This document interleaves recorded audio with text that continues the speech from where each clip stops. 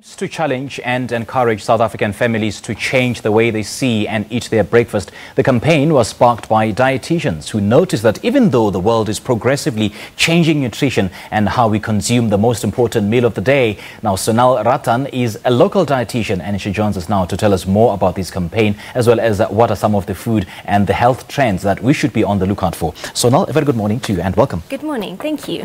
What is this campaign about really? So as you said, it was sparked by dietitians. We notice in a world that is progressively changing from everything. So if we think about transportation, communication, breakfast is still taking the back seat, where we find that people are not having a meal that is based on complete nutrition. So while we're using smart cars, smart TVs and smartphones, why not smart nutrition? So the tagline we pose is, everything in life has changed, why hasn't breakfast? Okay, so basically this campaign advocates for healthy eating plans with a particular focus on breakfast, which is deemed the most important meal of the day. Why is this so though? So every meal is important, but I think breakfast usually steals the limelight because it's the meal most commonly skipped.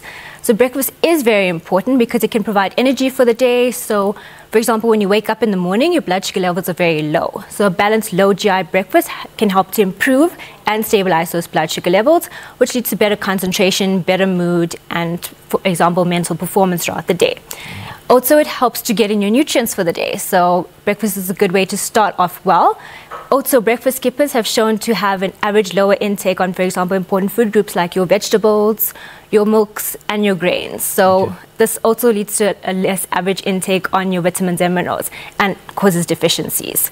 So also, and for brain power, for mental performance, studies have shown that it improves mental performance. If kids are not skipping breakfast, better school marks. Right. Yeah. Right. I mean, as you said, studies have shown that more and more people skip breakfast. I know I'm one of those because sometimes my schedule wouldn't allow me to have breakfast. So why do you think this is a trend, and what kind of impact or effect does that have on one's behavior during the rest of the day?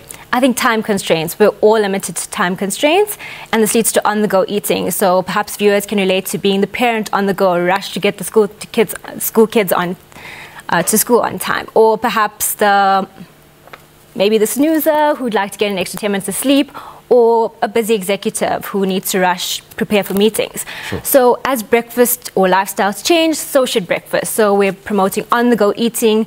So perhaps a shake of each smart food with milk or water to give you a nutritionally complete meal. I mean, you say that it's still taking the back seat when it comes to people eating a healthy breakfast meal that is full of nutrition. So when we talk about of nutrition, we talk about complete nutrition, and it should have all 5 food groups. So these are your carbohydrates, for example, your bread, your pasta, your proteins, which would be your lean meats, your eggs, etc. Your fats, you get good and bad sources of fats. So your good fats are your avocados, your olive oil, canola oil, and then your vitamins and minerals. So it should have all 5 food groups, and then also we talk about portion size. So portion needs to be controlled too. I mean, we live in a world where, which is forever evolving, and talk to us about some of the healthy food trends that we should be adopting this year. I think one of the biggest one is plant-based eating. So we're seeing more people becoming vegetarians or vegans, or even doing perhaps meat-free Monday.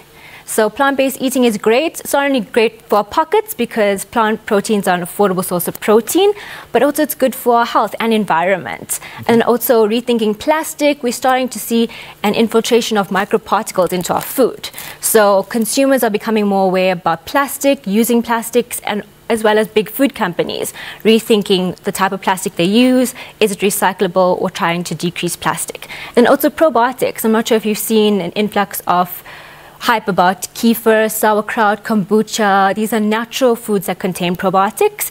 And then food companies are also responding by adding probiotics to certain foods, such as yogurts, bars, even granola. Would you advise us to take the vegan route?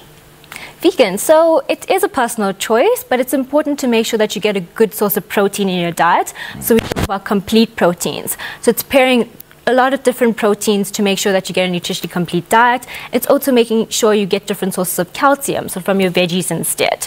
So yeah, it is a personal choice, but it's important to make sure that you're doing it right. So and it's been said that eating the right breakfast will help us lose weight, really? Yes, it can actually, because if you think about it, breakfast is a good way to kickstart your day.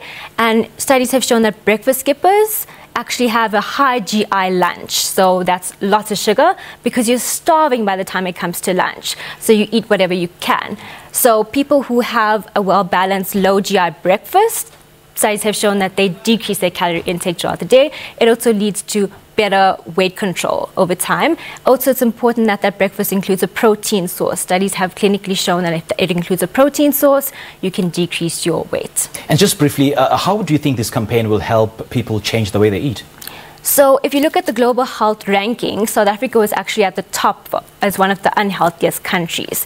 So in order to change that, we want to play our part and role in getting consumers thinking about everything in life has changed. Why hasn't breakfast? So a big part of the campaign is education drive, educating families on the importance of breakfast, and all parents care about their kiddies. So if we want to make sure that they have a good future, we want to make sure that they're prioritizing nutrition and making sure that they change those choices to nutritionally complete and balanced meals. Sonal, thank you so much for sharing your valuable ideas with us this morning. We appreciate it.